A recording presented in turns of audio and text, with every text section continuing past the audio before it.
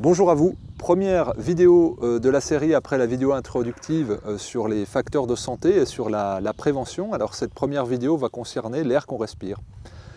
Je suis au grand air, nous respirons sans cesse, ce Covid-19 touche la sphère pulmonaire, quelle meilleure occasion de commencer par l'air qu'on respire et sa qualité. Pourquoi également ? On peut se priver de nourriture durant plusieurs jours, plusieurs semaines, cela s'appelle le jeûne. On peut se priver d'eau durant plusieurs jours, à travers le jeûne sec, mais on peut se priver d'air durant quelques minutes. Et on a tendance à banaliser cet air-là, comme dirait François Hardy, parce qu'en fait, il répond à un système autonome. C'est notre système nerveux autonome qui fait que nous respirons. Là, je vous parle, mais je ne pense pas à respirer. Par contre, je pense à m'alimenter, je pense à boire. Et sur le fait que le liquide est visible et tactile, l'alimentation est physique et tactile, j'en peux l'empoigner, je peux la toucher, c'est sensoriel. En revanche, l'air, c'est tellement naturel de respirer. On va dire pour faire une respiration consciente, ou faire de l'apnée ou de la réguler, etc. Mais qu'on l'oublie, et qu'on oublie son extrême importance.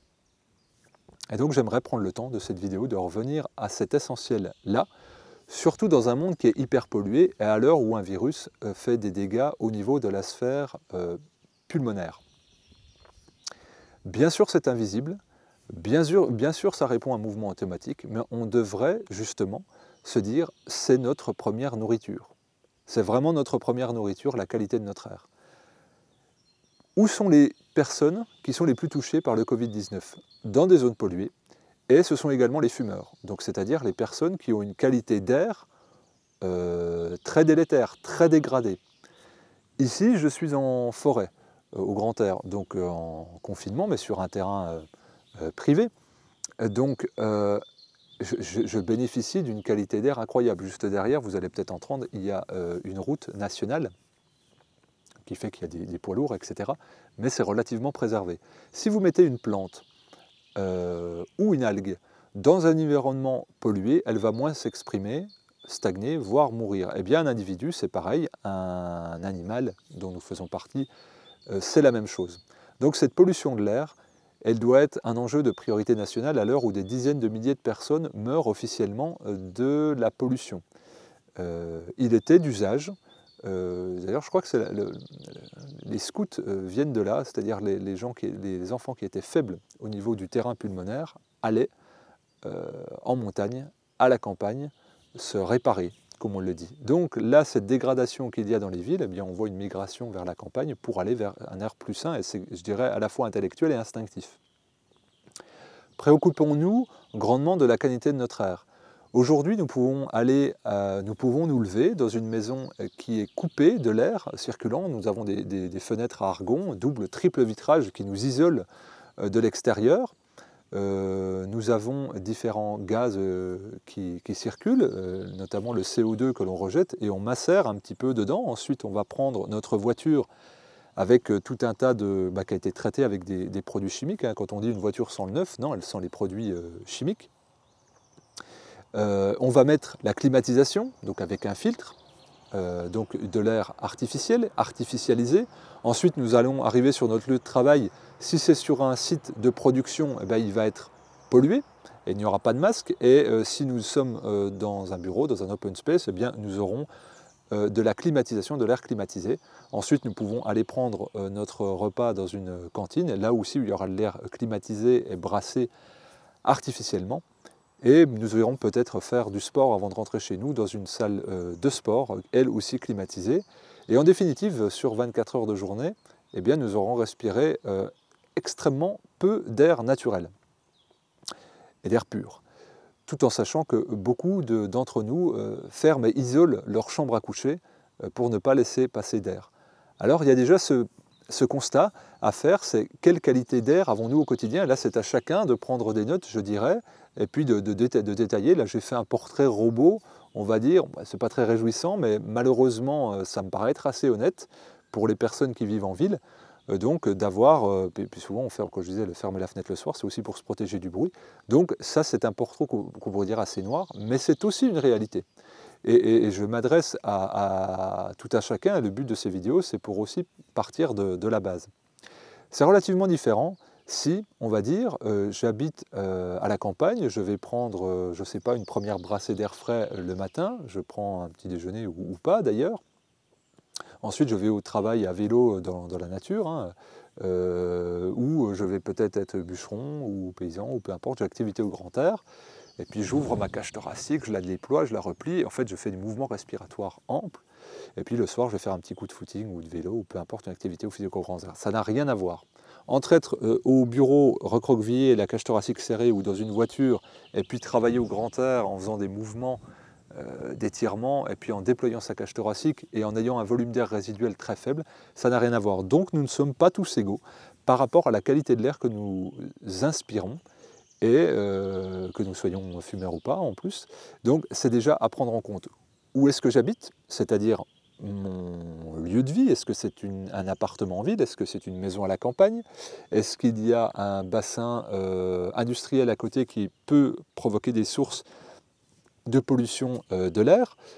Dans quel environnement je me déplace? Si c'est à vélo, si c'est à pied, si c'est en voiture électrique, si ce déplacement se fait à la campagne ou en ville, si c'est dans les embouteillages ou pas. Ensuite, dans quel contexte je vais travailler, comment mon air va circuler au travail, où je vais m'alimenter le midi, et où est-ce que je vais faire mes activités. Ça, c'est une grande question. Nous oublions que nos échanges gazeux, que les échanges sanguins se propagent, se réalisent dans les poumons, et souvent en jeune on me dit « mais j'ai perdu du poids comment ?» Par l'expire, c'est vraiment l'expire. Les poumons sont un émonctoire, c'est une zone d'échange entre les gaz et le sang, mais c'est aussi un émonctoire, c'est-à-dire un organe qui nous permet d'expectorer, d'éliminer des déchets, soit le mucus, on crache, on tousse, on expectore, et puis on rejette du CO2, et ces arbres-là vont faire le travail magnifiquement pour moi, l'absorber et travailler avec. Donc, nous devons nous soucier ardemment, de manière très vigilante, de la qualité de l'air que nous respirons, et qu'est-ce qu'on fait rentrer dans nos poumons, qu'est-ce qui les obstrue.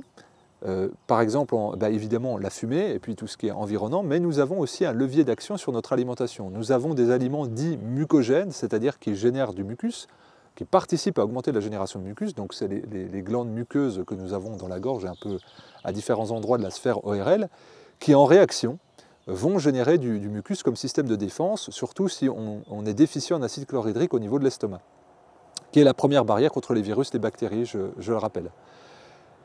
Et donc, eh bien, si je consomme des aliments farineux, des légumineuses et surtout des produits laitiers, eh bien, je vais avoir une augmentation de sécrétion de mucus pour répondre à cela. Et c'est pour ça qu'en hygiénisme et en naturopathie orthodoxe, nous déconseillons ces aliments-là, à plus forte raison si les personnes souffrent de problèmes de la sphère ORL, et c'est ce qu'on constate systématiquement, ces gains-là.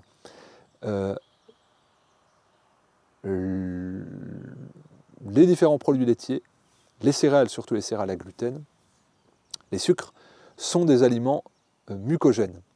Donc ils vont encrasser la sphère ORL. Et on va avoir des petites croûtes au coin des yeux, on va cracher, on va moucher, on va tousser. Ça, ce sont des symptômes de réaction. Mais ce n'est pas normal. Il y a des personnes qui ont des écoulements nasaux systématiques, chroniques. Eh bien, je dirais, ça aussi, c'est pas la fatalité, c'est pas de chance, c'est pas parce que mon père ou mon oncle avait cela. Ça répond à une réalité de terrain que nous pouvons modifier, nous pouvons intervenir dessus. Par les facteurs extérieurs que j'ai présentés, mais également par l'alimentation. Alors vous avez tout un tas de plantes qui favorisent l'expectoration. Alors tout le monde connaît le thym, le romarin, l'eucalyptus, la matricaire, etc., etc. Là on est sur la notion de remède, ici je ne vais pas parler de remède, mais on le voit, ce sont des choses qui marchent, et vous avez des dérivés de produits, je dirais, qui répondent à l'utilisation de la médecine académique, qui sont des dérivés de ces plantes-là. Donc je recommande déjà de s'exposer à l'air naturel, comme je le fais ici le plus souvent possible. Je recommande d'être dans le moins possible dans des environnements où on a de l'air artificiel. Si vous avez chaud, et si c'est pas trop pollué dehors, baissez la vitre de votre voiture, respirez de l'air frais plutôt que de la clim. Faites attention à la climatisation dans les bureaux, pareil, essayez d'avoir une vigilance à ouvrir les fenêtres. Le soir, indispensable, ouvrez votre fenêtre parce que c'est là où vous détoxifiez. C'est pour ça que le matin, vous avez la boue de pasteuse, vous puez un peu, vous avez les urines chargées. Le soir, on détoxifie. Donc il nous faut du bon air pour participer à cet effort de détoxination et non pas respirer les toxines qu'on tente d'évacuer. Et puis évidemment l'activité physique au grand air où on ouvre la cage thoracique en faisant, je ne sais pas, du squat, des burpees, du crossfit, de la course à pied, du vélo, de la natation, bref, peu importe, sachant qu'attention à la natation parce que là on va inhaler du chlore. Je pense que vous aurez compris le message que je veux faire passer. La première des choses, et qui est peu coûteuse au final, qui est un positionnement dans notre quotidien, c'est d'être vigilant sur la qualité d'air que l'on respire, d'observer les symptômes et d'être persuadé que ça a une incidence fondamentale sur l'expression de notre santé, sur la qualité de l'oxygénation de nos cellules, sur la qualité de notre sang et sur la qualité du fonctionnement de notre biologie.